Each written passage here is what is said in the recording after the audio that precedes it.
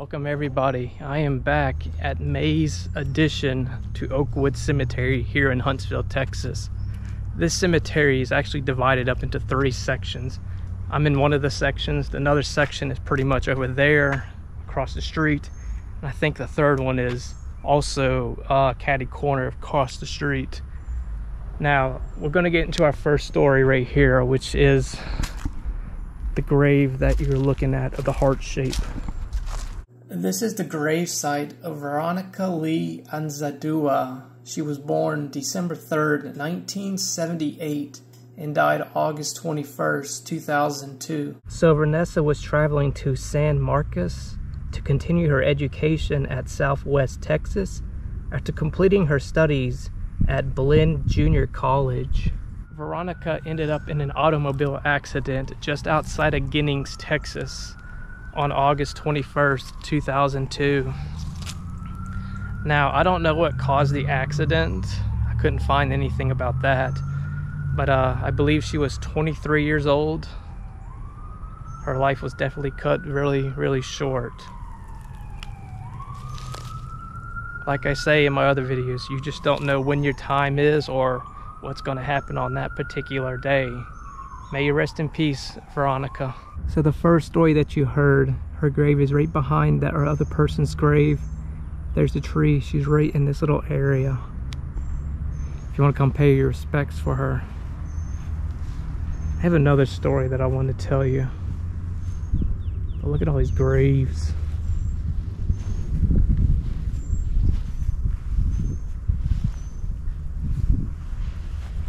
Where is that other one? Oh, it's right there. Now this one's a rather short story. He really did not get a chance to live. I think his life was just really starting.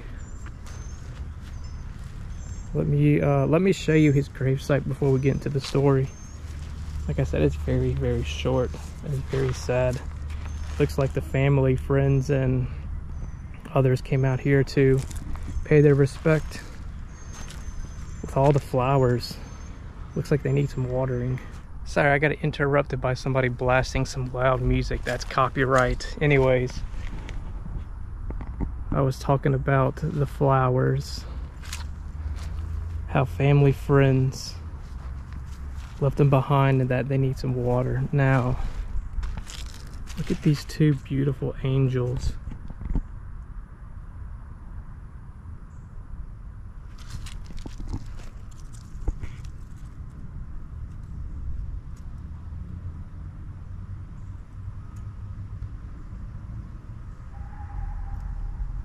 Love the detail. I can't imagine how long it would take to make one of these. Oh, this is plastic. So the story goes for this guy. I believe his name, is it David Romero? Yeah, it's David Romero. Can we get up in there so you can see? Yeah, he was born, I think, July 24th, 1996 from what I see. Passed away April 16, 2018. From what I read online, he passed away in his sleep. And I believe he was 21 years old. Like I said, his life was just getting started.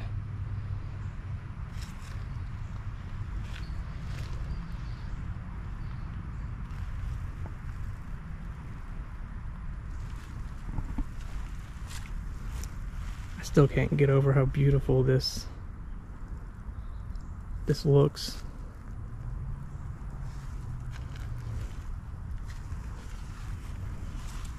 Was there anything on the back of his headstone? No, there's not. Well, there are angels. And of course there's a bench that you can sit down. Every time I come to a cemetery, I see an American flag that's on the ground, and I'm gonna put it back. My guess is that it was right here because that's where it was laying on the ground. Don't know if it's their particular grave, but American flag should not be placed on the ground. Can I get it further in as far as this can go? Okay. There you go. I don't like it when American flags are on the ground. Now there's something else over here I saw that needed to be picked up. Oh yeah, it's right here. Oh, that is hot. That vase goes there. I don't know exactly where this vase went. I'll put it over here. Come back over here. Pick up the flowers.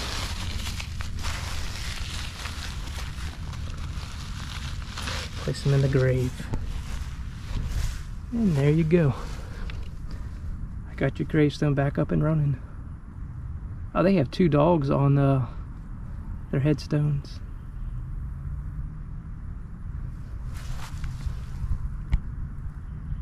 There's one right there. And another right there. Let's see what's on the back. Sometimes there's usually stuff. It says Leah. Oh. Here's a broken jar as well. We'll set it there. Okay. I want to make sure it looked nice and neat. This is Thomas Anthony Klon's grave. Thomas was heading to Arizona to help a friend move back to Texas. Well, on his way there, Thomas ended up in an automobile accident Friday night, 2 minutes before 1 a.m. Thomas's mother gets a call from the state trooper in Arizona, telling her that her son was in a very bad automobile accident and that he had passed away. The first words that came out of the mother's mouth were, "Was he texting and driving?" The state trooper said, "Yes, ma'am, he was." The officer gives her the phone number to the funeral home, and she calls the funeral home asking where he's at. They tell her he's at the medical examiner's office. She then gives them a call and says, "I believe you have my son. His name is Thomas Anthony Klon." Well, the medical examiner tells her that they don't have anyone there with that name. The mother tells them that the state trooper gave them the number to the funeral home. And now I was told that Thomas's body is at the medical examiner's office. Someone at the medical examiner's office says that they have a John Doe here, which means an unknown person, who was in an automobile accident and cannot identify the body. Now the mother is starting to wonder if this is all a big mess up. Is my son alive? All these thoughts going through her head at the moment. Eventually, he was identified, and sadly, yes, it was her son. Thomas was in the middle of typing a text when he exited the roadway going 75 miles per hour. He struck a guardrail and went airborne, and then finally crashed into a large granite boulder.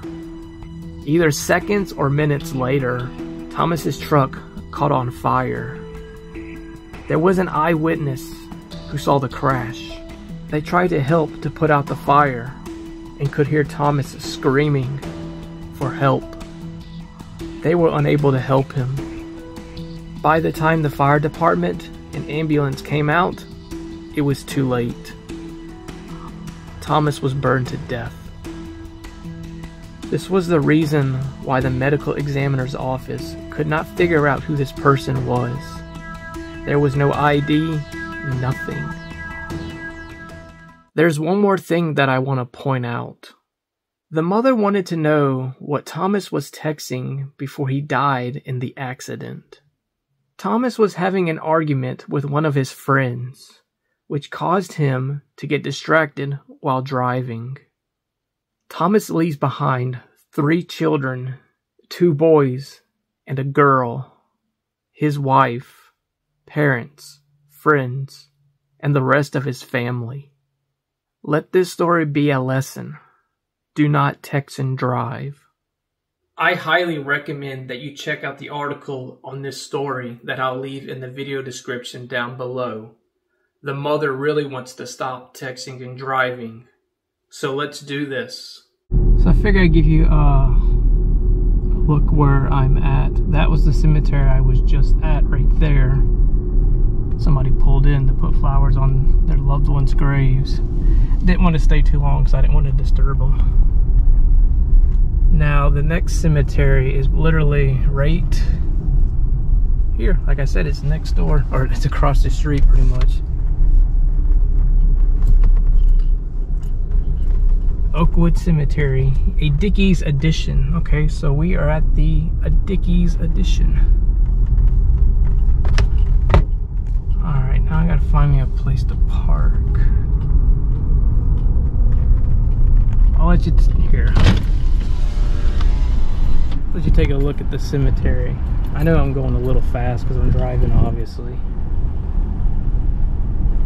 Let's talk about this grave right beside me. This is the gravesite of Linda G. Craig. She was born November 18, 1947, and she died May 29th, 1964. It says, "Our beloved Linda." Linda was riding in a car and she was hit by a drunk driver. She was only 16 years old, so she really didn't get a chance to experience much in life. She left a little mark on the world. It's such a sad story. Don't drink and drive, folks. Stories like this happen all the time.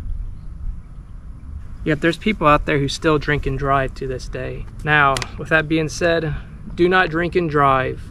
Do not text and drive. Do not do anything that's multitasking while driving.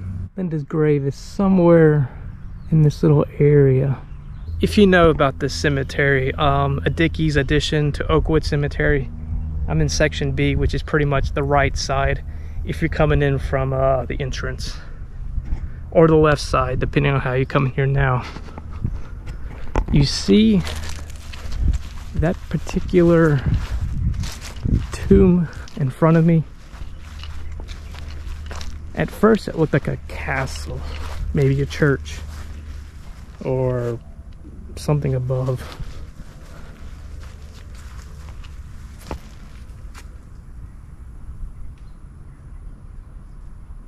Just look at the crosses,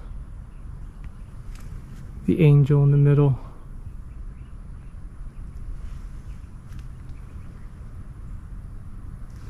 Now I don't know exactly what type of monument this is supposed to be. From the looks of things, can I put my camera in there? Looks like there was a picture that was hanging up there at one point. I'm saying that because when we go down a little bit further, there's three, it's a frame that you can put 3 photos in. Now over here, something it says, "Sisters. Sister, you're so special. You really know me well. If I am not happy, you can always tell." And I cannot read what it says at the bottom.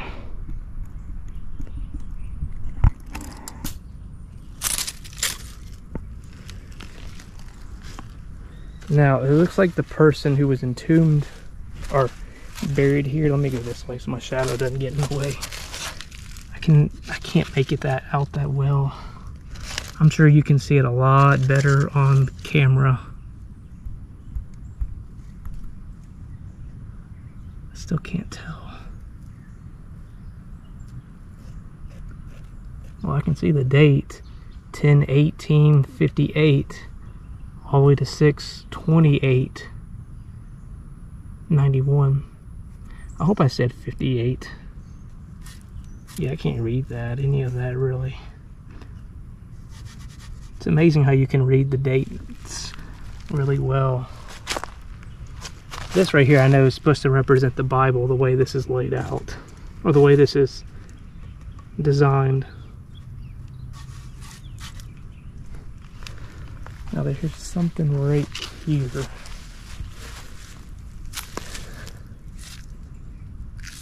A tear could build a stairway and a memory.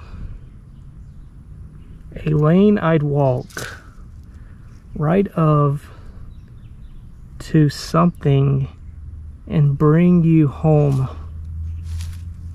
again.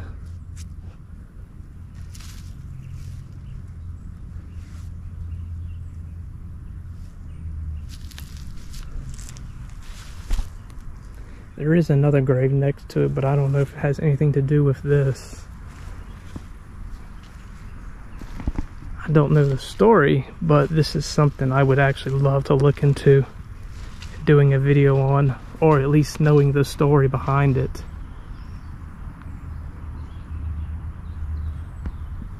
I think it's like the one of the most interesting monuments out here that really sticks out.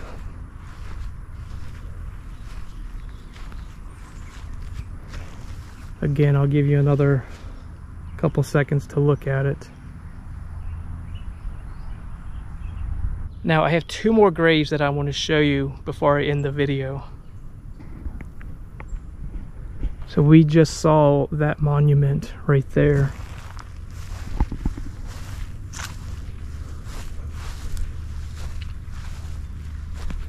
Look at this one, Edon Bell. Lordu.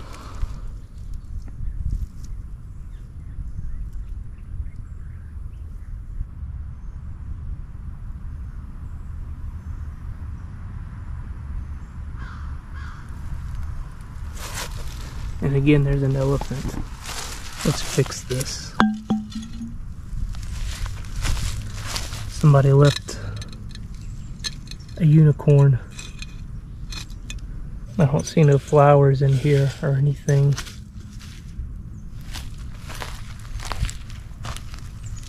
Oh wow. It says jelly bean on the back of the headstone. Look at that. In quotation marks. Now right next here is another grave, and it looks like it's a baby as well. Oh, it's an infant. May 4th, 2005. Let's clean this off so we can see the grave.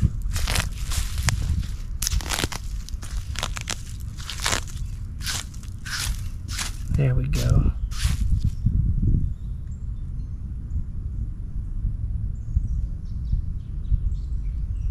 That's so sad. So sad.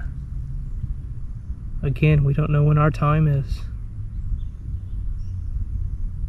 I wanted to end it right here behind the Jesus statue and the cross. In this episode, you heard some really sad stories. You saw an interesting monument. And of course, some graves of infants. You never know when your time is, so we need to enjoy every second that we can. Day by day, year by year, all that. If you want to hear more stories about this, or maybe you just like cemetery tours, videos, anything cemetery related, subscribe to the channel, and I'll see you in the next one.